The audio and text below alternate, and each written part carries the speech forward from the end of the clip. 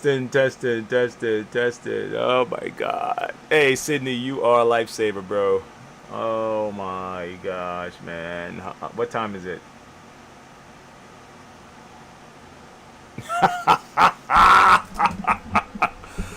Yeah, buddy. Yep. Damn the torpedoes. Damn the torpedoes. Listen, for those of you who have been watching all this time, I'm looking at my screen, right? I'm seeing the screen. Awareness. Awareness is an important thing, boy. Thank you, Sydney. Awareness is an important thing. I'll be perfectly honest with you. Um, but we're going to turn this into lemonade, okay? Awareness is an important thing.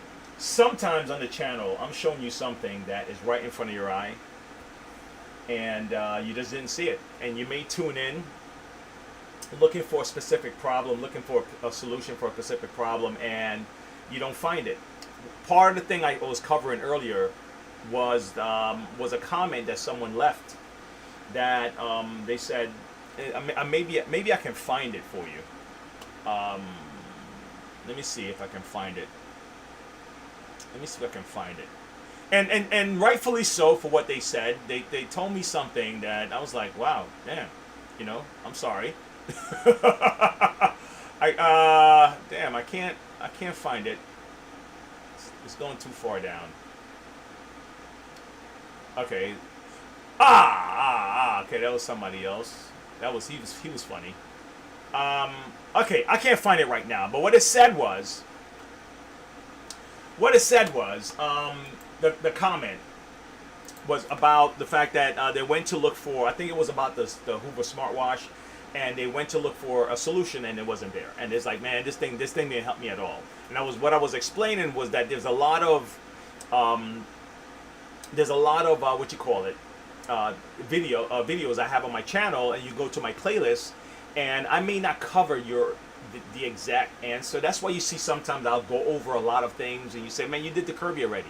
It's because I didn't cover that exact specific thing about, let's say, the transmission. Now I'm covering something slightly different about it because people are looking for slightly different things, right? And if you go to my playlist and kind of sift through it, you'll see that I've covered something that should be able to help you. So that's I was talking about that. So even like today, I'm going to be covering differences in these rug nozzles. Someone might be looking for an exact solution, but I may not have it in this video, but I may have covered it already. So then you go through my, like my Kenmore playlist, or my Bissell playlist, or my Hoover tips, Kirby tips, Dyson tips. There's a bunch of playlists I have that may have covered your problem. But it's not a habit of ours to go to a video and then go through the person's playlist to see what they cover. That's not a habit. We normally hit the button, watch what we're going to watch, move on to the next thing, and if it didn't, we're like, what the hell? You didn't give me what I wanted. I may have it in my channel. So, apologize to the young lady who was looking for an answer on that power dash. I may have covered it in another video. Okay? Anyway, let's move on. I think I've wasted enough time. I'm not happy with the fact that I was muted, but awareness is important because I didn't see. I'm looking at the screen and I didn't see the damn green the little thing that tells you when you're talking, and I didn't see it. What the hell? So there's something about that. Awareness. Stay aware. And be thankful for folks like Sydney that will go out and let you know, hey man, your zipper, you got to pull up your zipper. Imagine guys letting me walk around the entire day and no one told me my zipper was down. All right, let's move on. Okay, next up, I got to move all this stuff out the way so we can look at these rug nozzles and see what's going on. All right. Now, we're used to the basic rug nozzle setup, when it comes to belts, right? The basic setup is there's a motor, okay? There's a belt and there's a brush. Done, right? No issues. No complications. You just got to change a belt, all right? And even some of us have a problem with that. If it's complicated like the Kirby, we may have a problem like how to put the belt on and all that stuff. But really, the solution is fairly simple. Replace the belt if you want your rug nozzle to start working again. The problem with canister rug nozzles, okay, which is, let me see, this one here, ones like these, Kenmore's, Electrolux's, Miele's, etc., is that a lot of them now requires a lot more communication for the electricity to make the rug nozzle work, okay? And the more fancier it gets, like we want to have the rug nozzle detect dust, right? We want it to cut off if it's overloading. So let's say you get your vacuum caught up in it. We want it to shut off. I'm gonna show you the reason why a lot of these shutoffs are important. Let me share this with you. All right. You know what? Let me see if my internet came back, because I was trying to share this video.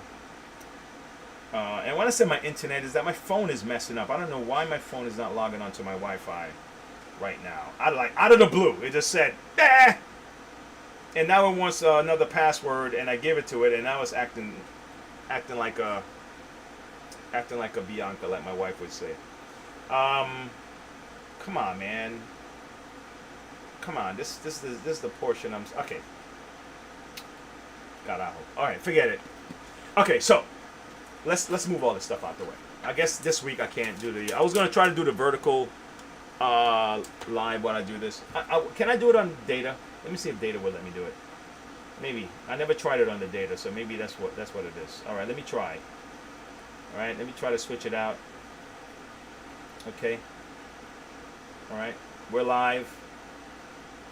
Okay, come on, man. Give me a second, folks.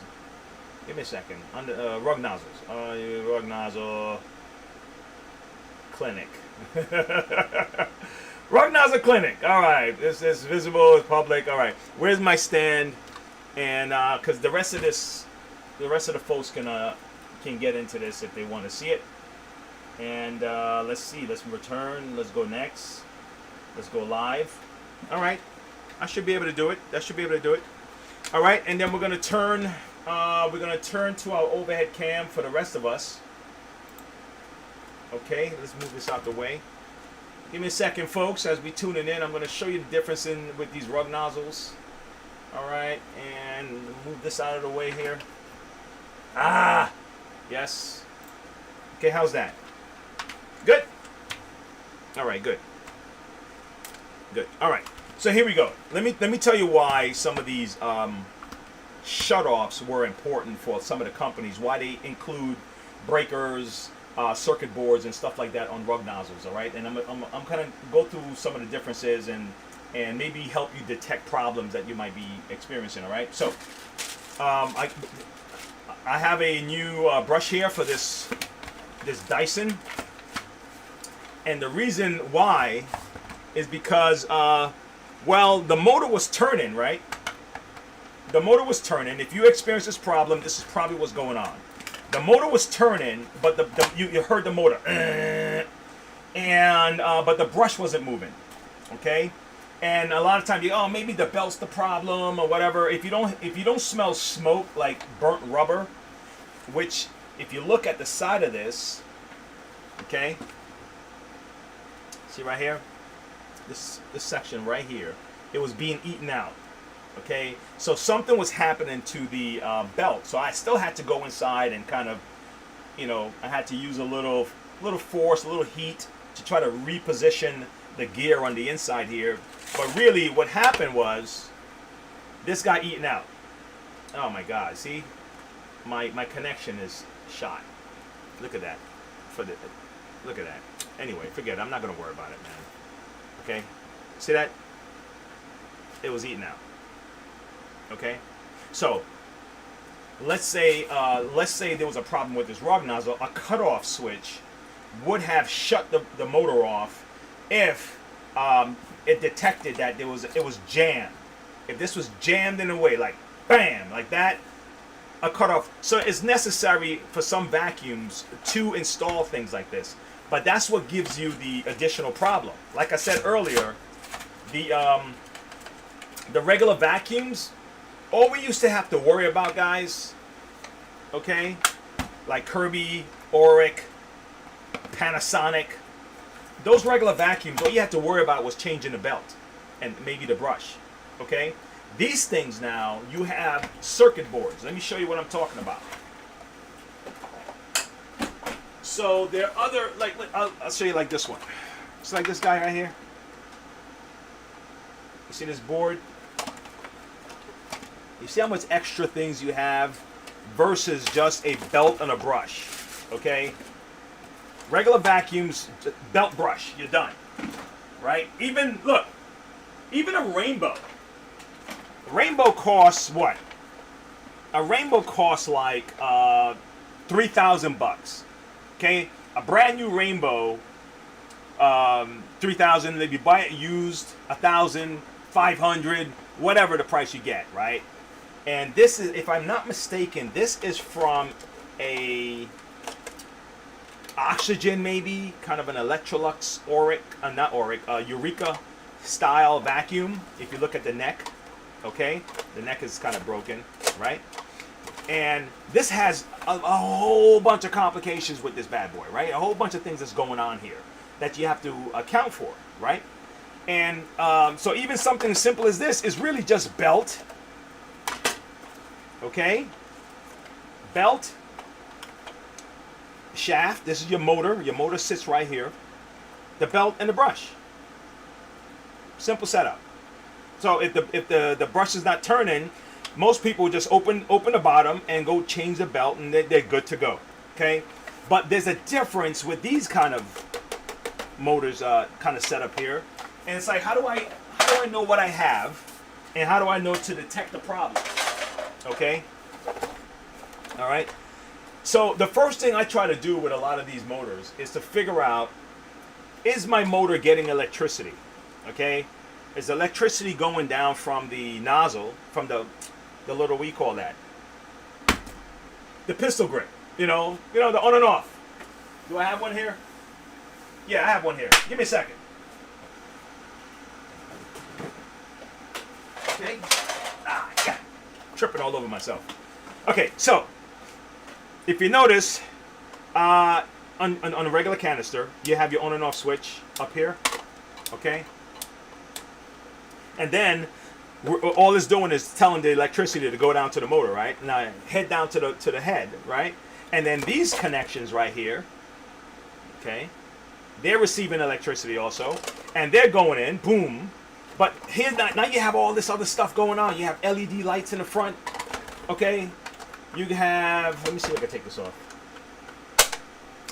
All right, you got what, 1, 2, 3, 4, 5. You got LED lights in the front.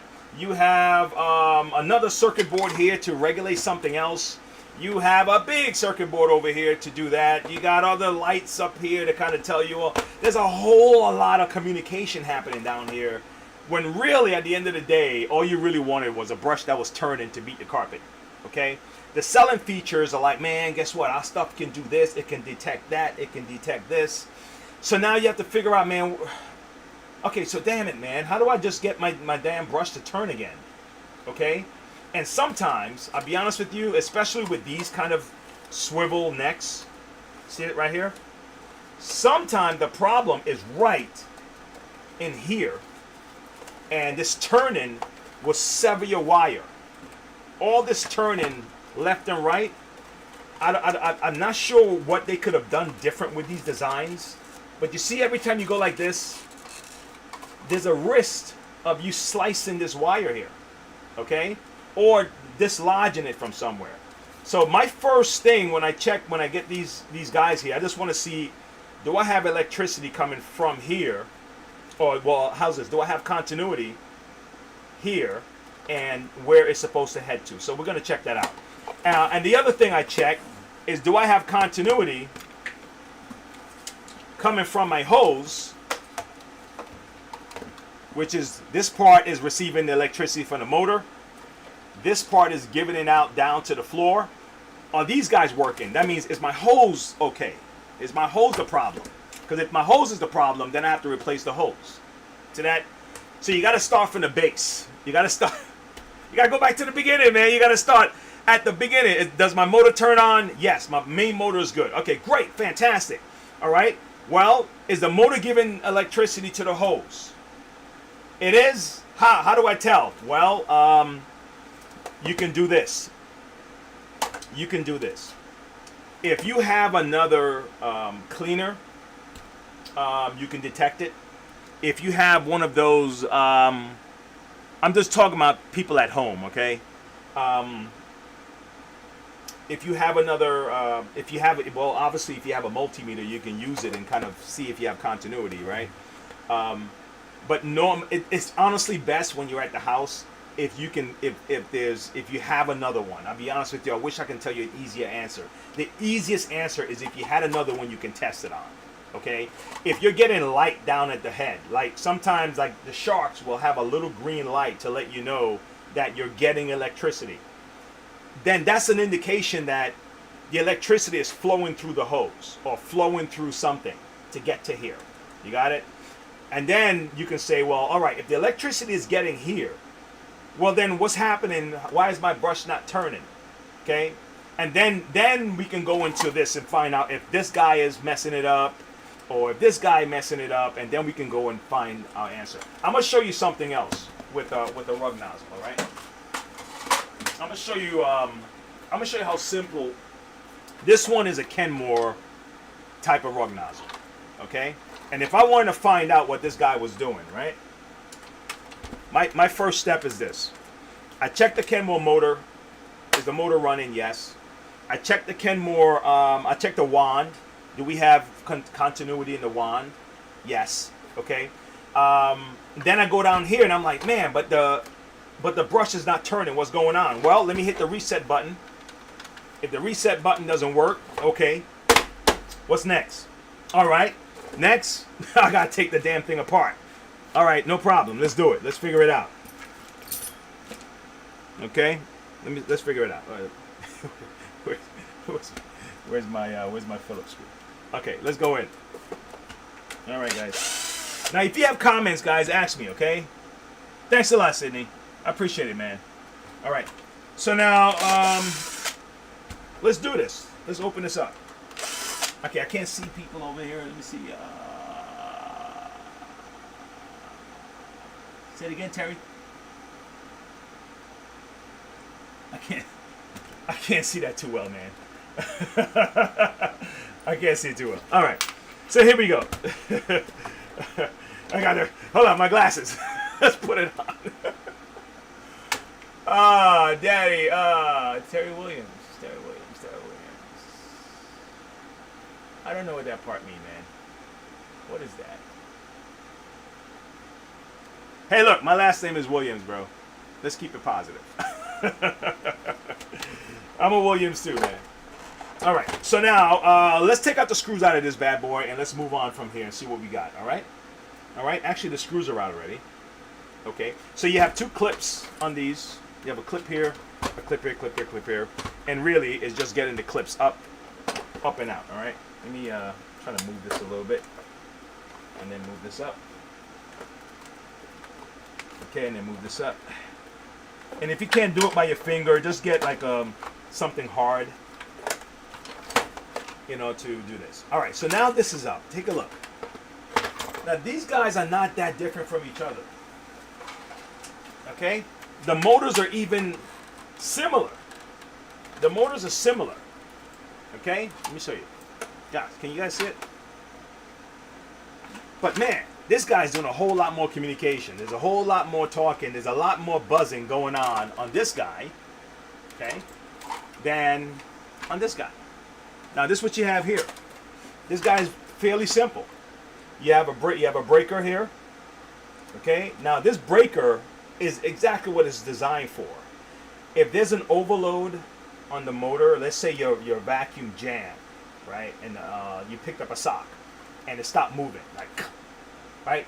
Now the motor is like, you know, the motor's trying to turn, but it can't, right?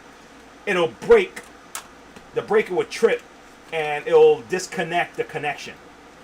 Okay, that's what it will do. It will stop the connection. So one of these black cords is coming from this cord right here, from the main electricity, and the other one is going towards the motor.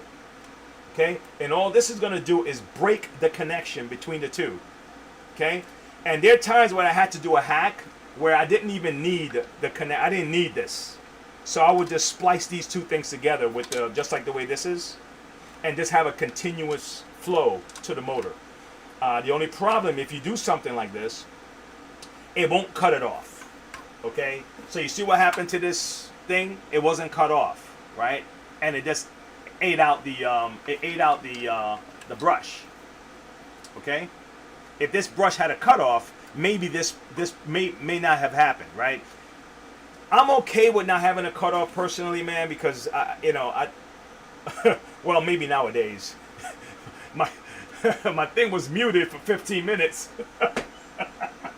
So maybe nowadays I need a cutoff, man. I don't know. I gotta think about that. All right, I gotta think about that. I'm getting older. So damn. Oh my gosh. All right. So this is what I would do in a situation like this. Let me show you. I'm gonna take the back off. I already took the screws out of this thing. I'm gonna take the back off because that's gonna be my first indication, my first place to go to on this particular machine is to see why. Is there a disconnect up here in these two here? Okay, right. You know what, man? Let me change my scenery for the other video.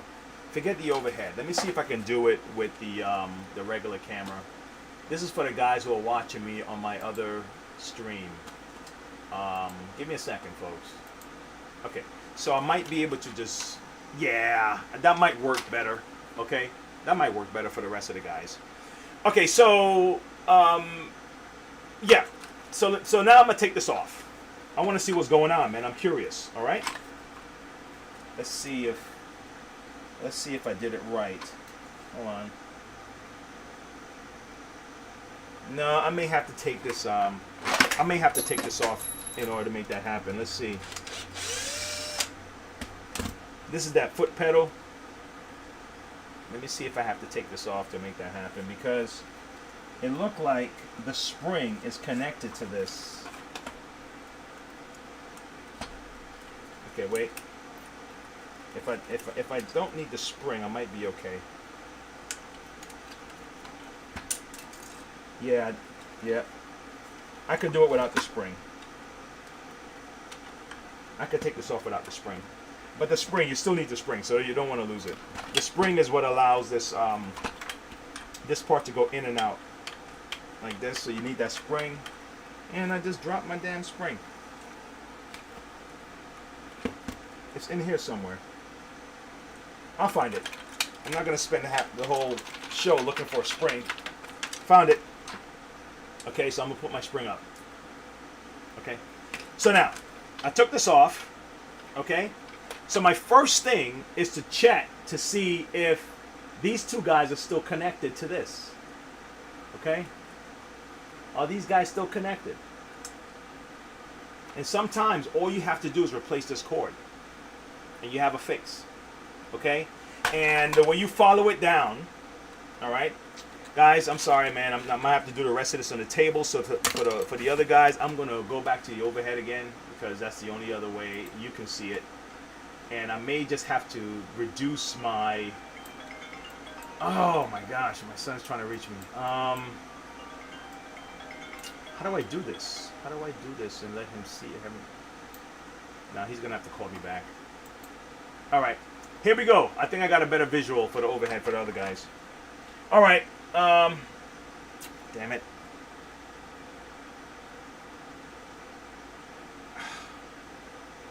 Give me a second, guys. I want to make sure that this message is not something important that I'm just brushing to the side. Give me a second. I got a 20-year-old that left here and said He's here for the summer from college. He hit the road. He tried to FaceTime me. I'm using this phone right here. And let me see if I can get an answer out to him. I don't want to miss this call. I'm not quite sure if it was an emergency. Okay, give me a second. Hey, Ethan. Ethan, call Emmanuel and see if he's okay. All right. You gotta be a parent and do your thing, man. Okay, so this is what I'm gonna do. I'm gonna take this out of here because I want you to be able to trace these wiring and see where they're going. Okay.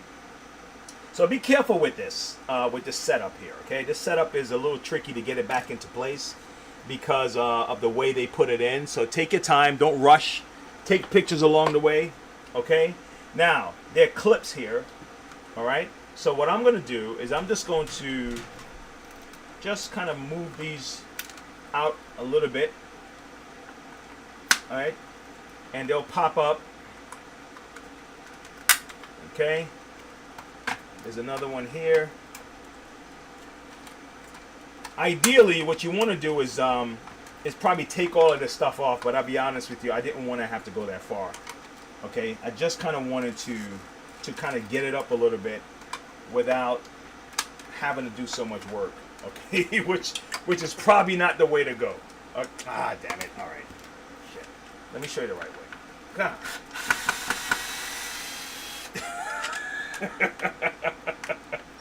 Shortcuts always lead me into trouble, and let's not do the shortcut, man, because you get into trouble and then you can't turn back.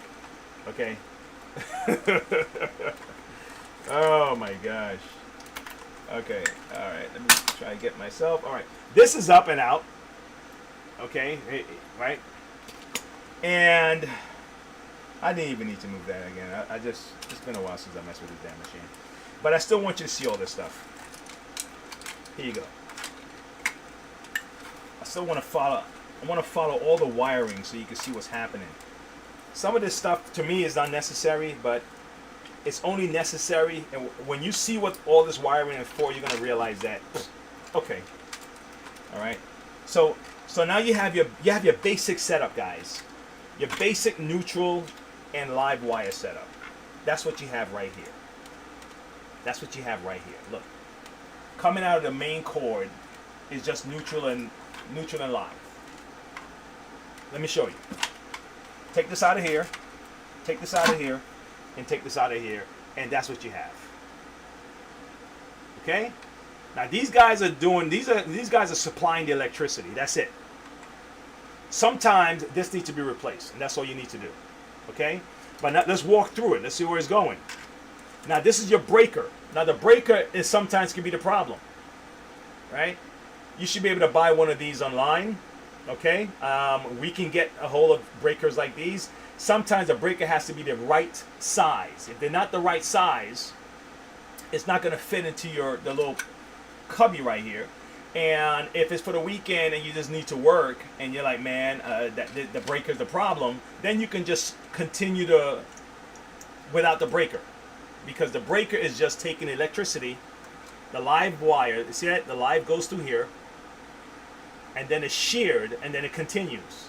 The breaker is designed to sever the connection. So if it notices there's a jam, the power is being oversurged or whatever, it'll just sever the connection. It's like a breaker. All right, and then it'll wait a little bit, and then you'll be able to hit the reset, and it'll reconnect your machine, and then the power will continue to flow. If you don't need the breaker, you just take this piece off. If you're like, man, I could work without the breaker. And then you connect this wire to this wire. And voila. The breaker is no longer going to stop your current from flowing. The only problem is you won't know when to, if you do vacuum up a sock or something, the motor's going to keep going. Okay? So you have to be on top of that. Right, and that's normally what we normally did. That's what we did for years. Think about it. For years, the kind of vacuums that we used, a lot of them didn't have breakers. Only expensive ones, like the Rainbows and Filter Queens, stuff like that, had breakers, and Electroluxes. But regular vacuums, you just go back and forth. The belt breaks, you change the belt, no big deal, right? But with this other stuff, you have to understand what's happening, and that'll help you solve your problems, okay? Here we go. Let's keep moving, all right? So now, what's happening with this? Take a look. Remember when I said sometimes the motor is sharing electricity with the light? Okay? So take a look at this one. See? All right, so what you have is, they said, well, the light needs current. The light also needs neutral and live, right? Yes. So what they said is, well, how about this? How about instead of having this neutral wire go directly to the motor, let's shear the neutral connection. So let's have it split off and go towards the motor, and let's have this one go towards the light bulb. Okay?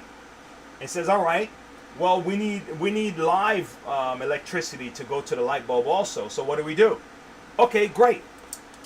How about this, right? The electricity is going to continue from the breaker.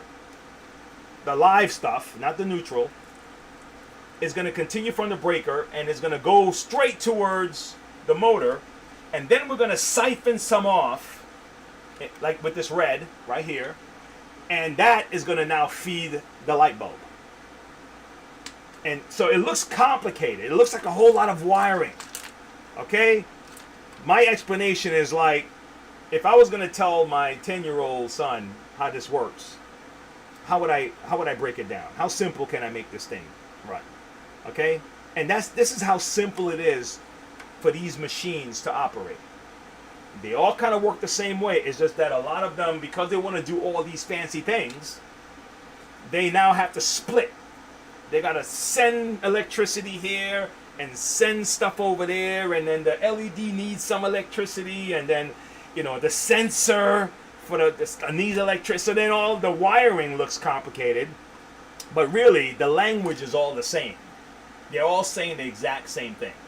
They're saying, all right, you get the neutral and you get the live. I just had to take a detour, and then I'll, you know, it's still the same thing.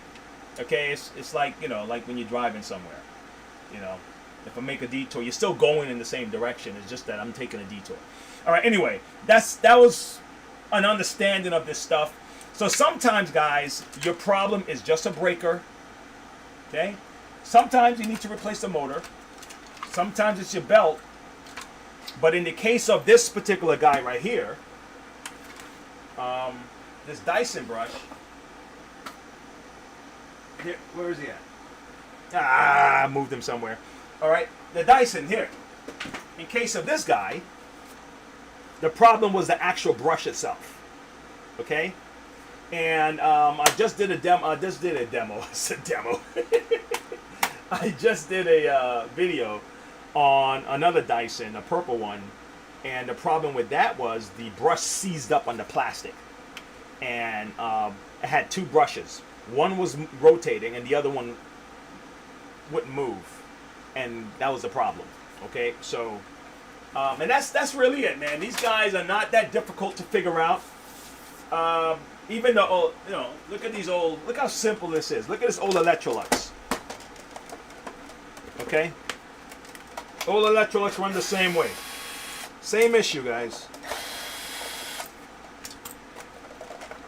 Here we go. Same issue. Nothing new. Okay? Nothing new. Watch. Watch what I have going on here, okay? Now, when you open this, you're going to see a bunch of wiring, and it looks, it's like, what the hell is all this stuff? But really, it's doing the same thing, but it just looks so complicated, right? But it's the same thing. Watch. All right. Let's see if I can set this up in a way where everyone can see it. Okay. Motor, belt, brush. Okay. The thing is, we want an indicator light to tell you that we're getting electricity. So how do we do that, right? The other thing is we want to put a breaker in it, which is right here. So in case you pick up a sock or part of the carpet, And if the motor is being overworked, and so we don't burn out our motor, this will break our connection. That's what this is. Okay? Sometimes this guy is the problem. Sometimes it's your motor, and sometimes it's your belt. And the idea is to figure out what to do. Now, what I like to do is take the belt off, turn it on, and see if the motor runs. If the motor runs, man, leave all this stuff alone. Leave this shit alone. Don't worry about it. Right? And if the motor's not running, now we need to figure out, okay, what's stopping the motor to run? It could be the breaker. And sometimes what I'll do is I'll just connect the two breaker wires together. You could check for continuity if you have a micrometer, right? But if not, take this apart, take this off, okay? Find a way to connect these two guys together, even if it's temporarily. That means you can splice this right here, right? Let me show you. The reason I do it all the way down is because you can always repair it, okay? Watch. 1, 2, right? See that? Okay? And then I'll strip the wire. Hold on. Okay, 1. Where's my other wire? Here, right here. 1, 2. And sometimes, man, all I'll do is I just want to see if I give this electricity, would the motor run, right? And you get one of your little twisty cappy things. You get one. Hold on. If you don't have one of those, then you can use one of these things here. Okay, one of these. Okay. And hold on. And do it like this. And squeeze it nice and tight. And voila. Okay? So now, all we did was just make the connection and kept it going. Okay? And the only reason why this is connected to this, the only reason why you're shearing this, okay, like this, is so you can tell this that it has some light over here. This is just a light indicator. That's all that's for. That's just a little bit of little stuff to give it light to say, hey, the motor has there's current flowing down here, and that's what this indicator is for. So that's why you have all this wiring. But if you look at the wiring is very simple. It just looks complicated, guys. Golly, man, they have it tied up like it's like tied up stupid. It's like, what the hell, man? Maybe it was me. Maybe I screwed it up by tying these guys up together when they weren't supposed to. Okay, so look. Now, why is this? Why see? I didn't do this. This don't make any sense. I'm sorry. Maybe it made sense to someone at the factory. This don't make any sense. Would you agree? Okay, they should have just been, like that. What the hell you do that for? What? What you do that for? What's the purpose? All right. Anyway, so now, so every motor is going to have two cords, at least two wires coming out. One is dedicated really to work with the neutral wiring, and the other one is really dedicated to work with the live. But why they did it this way, I'm not quite sure, man. I need to look into this one. Anyway, look. You have your neutral is coming out this way. Okay? And then is going down here. Why did he even change the color? What the hell, man? Why did he even change the color? This is weird. Okay, so now your live is going this way and goes directly to the motor. Okay? That's the live wire. But then it's shearing some of that energy down to this little light indicator thing here, right? Okay. But the other part is, why did they do this? Now they have the neutral coming out here, and then the neutral is also going down this way. What you notice they didn't do though, they didn't mix up. Holy cow, this is kind of complicated. They didn't mix up this neutral connector with the main live connector, because these two things are not supposed to mix like that. Okay, they're supposed to mix inside of here. Okay, but the wire color coding is like throws me off a little bit. Why are you doing this? Why is this necessary? Why is this necessary? I don't know. They found a way to make a good thing complicated. Okay, I'll look into this more, because if someone at home try to follow this, and you're thinking white neutral and black is live, this throws you off. This throws you off. This throws you off for this throws you for a loop. Okay, you see that? Yeah. All right, I'm moving this out the way. All right, guys. So the only thing left I have to kind of talk about was something I saw last week, and the reason I bring it up is because I'm a small business, right? And the people that are pushing for stuff like this don't realize that small businesses, along with regular folks, because you guys either have your own business or you work for yourself. It's you work for somebody. That's it. You either have your own business, right, or you work for somebody who have a business, right? And that business need to be in business so you can get a check. Think about it, right? That business needs to be in business so you can get a check.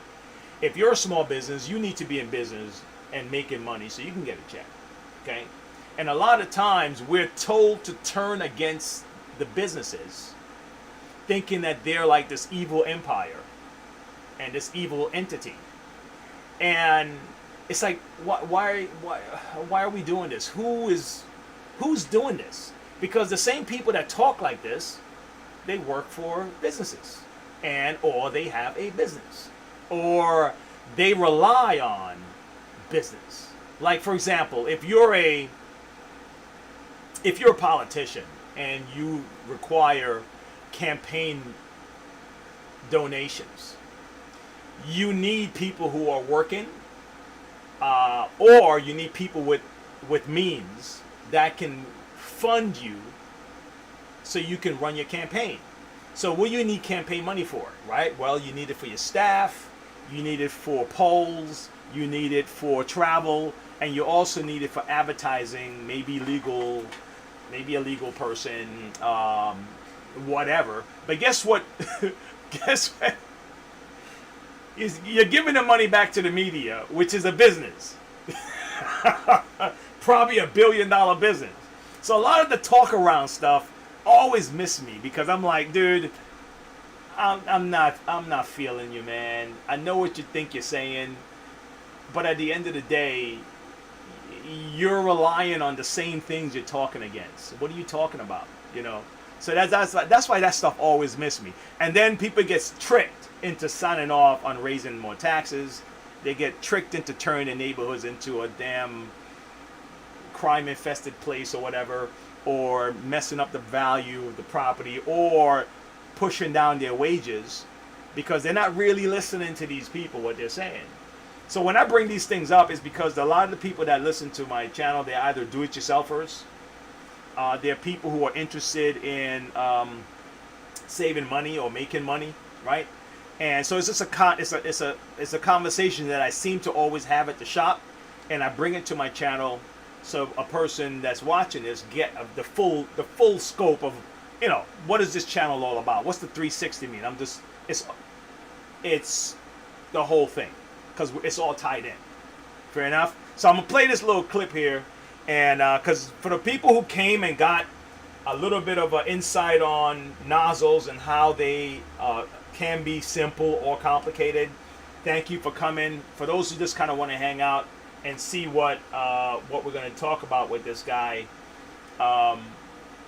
watch the rest of the show. We only have about 3 minutes left, so, you know, I'm on my soapbox right now, right? So let me see what let's see what this guy is talking about, okay? And and this is interesting to me. Okay, so that's why I play it. So let's hear this guy's conversation. All right, let's go. Including one of the top grocery stores owners, Billionaires, threatening to shut down his supermarket in the city. John Catsimatidis, who runs Christini's grocery chain, you're probably very familiar with him. He said this on Election Day, quote, "If the city of New York is going socialist, I will definitely close or sell or move or franchise the Christini's locations." In order to run New York City successfully as mayor, do you not need the support of a billionaire businessman like John Catsimatidis? I don't know if I need his support specifically, but I want to make clear that my vision for this city is a vision for every single New Yorker, including business leaders across the city. And the reason I say that is that my proposals, even the ones to increase the top corporate tax rate of New York to match that of New Jersey, are ones that would also benefit those business leaders. Because when I have conversations with them, what I also hear is the just how expensive this city is preventing them from attracting and retaining the talent they need to grow. Let me ask you guys a question. And just think about it, and I'll be out of here for a second. All right. Honestly, New York City is probably the highest tax place, along with California and some of the other places. I don't know how you can convince like people who are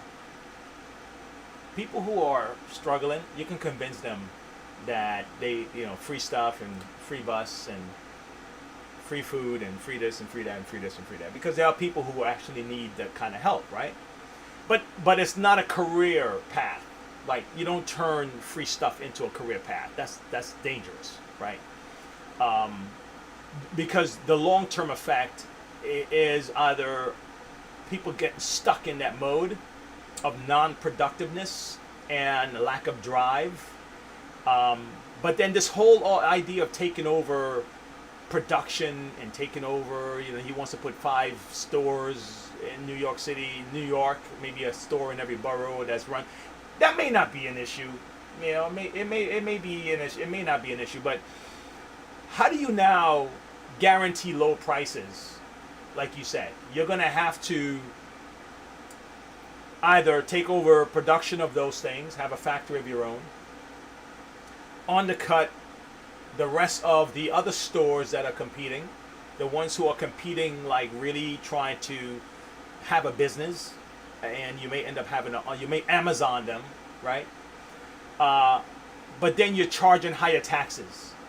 So you're charging higher corporate taxes, at the same time undercutting corporations to give lower prices to the people, so it appears that you're doing something for them. You're creating a bad soup. It's better that you lower taxes in general, kind of ease up on all the different hurdles people have to go through and all the money people have to pay to open a business, because those costs have to transfer over to the customer, and all the different fees and fines and all this other nonsense you throw in to jump up, right? You know who goes through this? The regular everyday people, when they're walking and parking, and the meter maids, and they see that they look at those guys as money generators for the city. You see that? So all the fines that people are getting, they're like, man, dude, why you gotta go give me a ticket? Why? Because they're doing the same thing to businesses, just like you're getting hit, okay, with the meter maids and the parking tickets, and it's like all this stuff is drumming up business for the city. And you say, oh, we have to make sure people park properly, and okay, I get it, but it appears to us that you're targeting people to generate money. That's what it appears like. It don't appear that the troopers, I'm not saying that they're not doing a good job and all this stuff. It appears that they are a money generating system. You got me? So the same thing happens to corporations. Yes, the regulations are good, but it appears that you guys are tacking on these fees just to generate more money. Okay, so now you want to cut me from under my feet.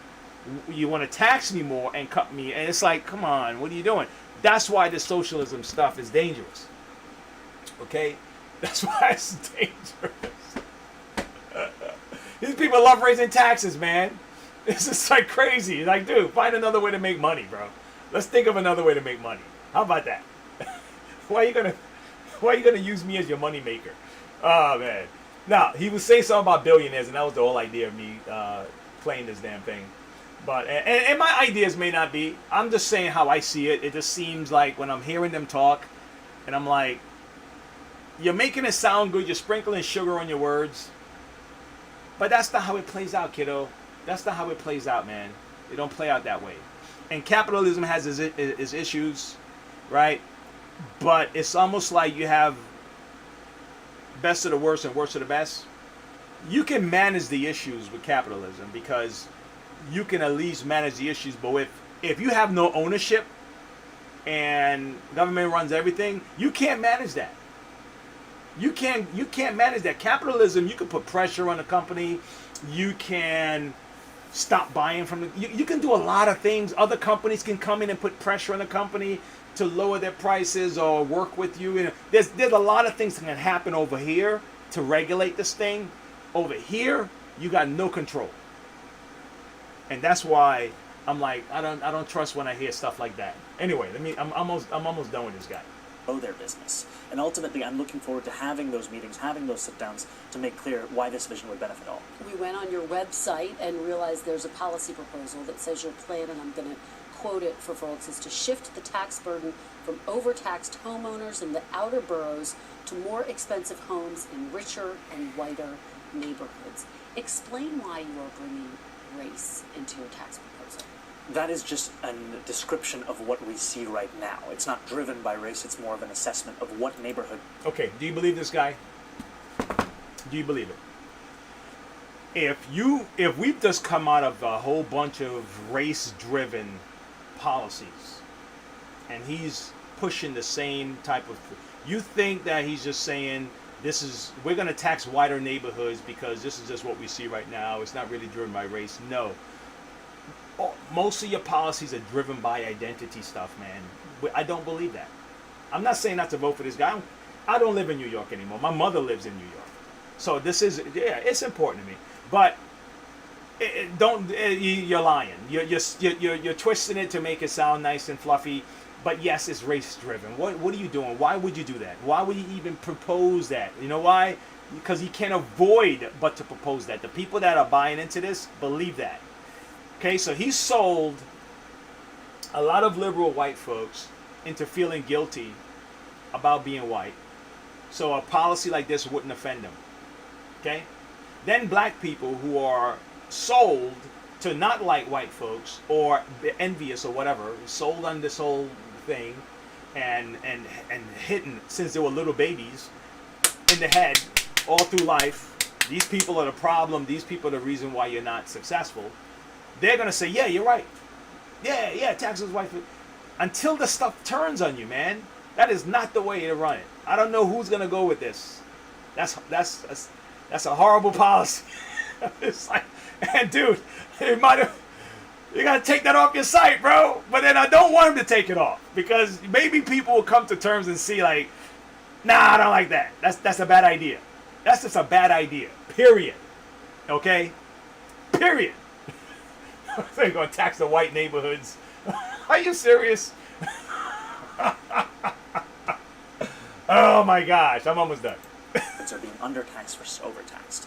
We've seen time and again that this is a property tax system that is inequitable. It's one that actually Eric Adams ran on saying that he would change in the first 100 days. He's since sought to defend it and lost at every juncture in court. And I understand you're saying we're simply describing the types of neighborhoods that would see these increase in taxes, and yet by invoking race, do you run the risk of potentially alienating key constituents? I think I'm just naming things as they are.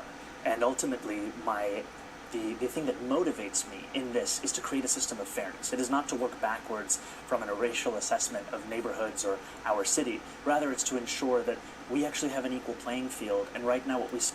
How do you... I got one more thing, and the last part of this is the last thing I wanted to talk about, but this stuff I get. So, you ever see that chart? You ever see that chart that where the kids are looking over a fence and they want to They want to see the baseball game, right? And then let me see if I can set this up right. They want to see the baseball game, and then see one's a tall kid, and then the other one's kind of short, and the other one's really short. So for the tall kid, he's standing there and he's able to see the game. The other guy, they give him one bucket underneath so he can stand and see, and the other guy, they give him like 5 buckets so he can, see. Okay, that works in a family. That works with friends. Okay, that works, right? That is not how you run a society, though. You see what I'm saying? That is not how you run a society that's going to thrive. Because the visual looks good, but what the actual stuff means is that you're taking something away from the tall guy. Okay? That's how it really means. You're taking more away from the tall guy in real life. In real life, they take away from the person who has more. Okay, to make their even playing field kind of scenario.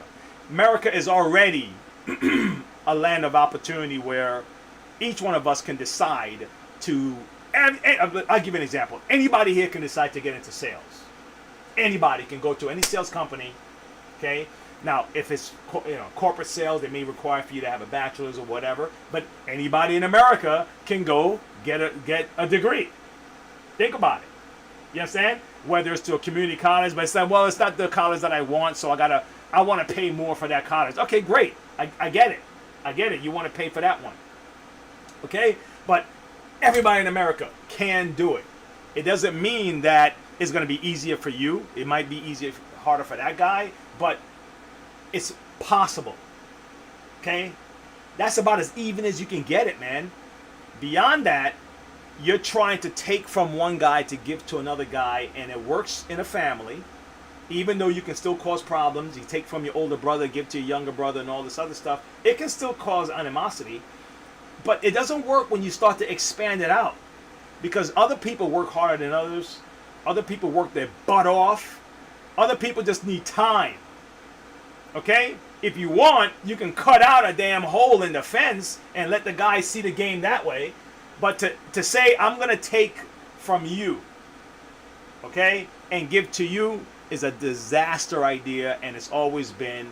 And I would be pissed off if I work my ass off for something, and then you're saying to me, well, we need to take more from you because you worked 80 hours to get yours, but this guy worked 20 hours. But because we want it to be fair, okay, we want to make sure that we give some of yours to him.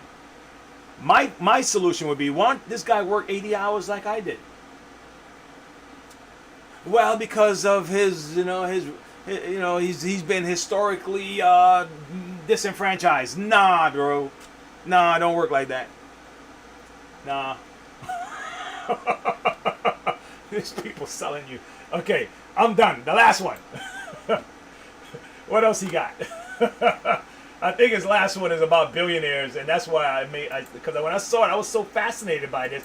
Like, how do you people get away with this? Right? The property tax system is one that is overtaxing a number of New Yorkers and undertaxing others, and an inability of political will to resolve that. So no plans to change that language on your website. The focus here is to actually ensure a fair property tax system, and that the use of that language is not the name. All right, you are a self-described democratic socialist. Do you think that billionaires have a right to exist? I don't think that we should have billionaires because, frankly, it is so much money in a moment of such inequality, and ultimately, what we need more. All right, and that was the point of my whole thing. I've heard this already from a couple of guys on that side of the political spectrum, that we don't need billionaires and we shouldn't have billionaires. Okay, here's my question to you guys before I leave. Are you ready? How do you do that? How do you stop someone? Let's say, for example, you got a widget and you manufactured your widget, and this widget here, and your widget, you worked your butt off 90 hours a week sometimes. You hired some people, you paid yourself last, you finally got yourself going. You finally, after the 50th meeting with companies and manufacturers, they finally said yes. They're going to ship your stuff worldwide. You finally got it. Okay, you lost some money, you made some money, you went some peaks and all this stuff. After all the learning curves, you finally made it. How are you going to stop a guy like that from becoming a billionaire? And why is it that same guy that was working his butt off, that was working 40 hours a week, that took his kid into the shop with him, that did all these things, why is he now hated by the rest of the country? Because he's now officially a billionaire. Why are we convinced that that's a good route, that's a good attitude to have? Why a guy like that feels so free to say we shouldn't have billionaires? I'm not a billionaire. I have nothing against billionaires. I would have something against a billionaire that hurt somebody. Now, so, dude, what you doing, right? Just like I would have that same attitude against someone who's poor that hurt somebody. But the fact that he's a billionaire, what does that have to do with you and your 2 cents? Okay? But these guys, in equality, what are you talking about, man? This guy went out and earned his money, grind to the death, negotiated with sharks and snakes, and swim through the swamp, and came through the other side, and now he's on top of the hill of his industry, and you're saying, oh, you shouldn't be there. We can't have you have all of that. We need to take that from you. Thank you for all the hard work.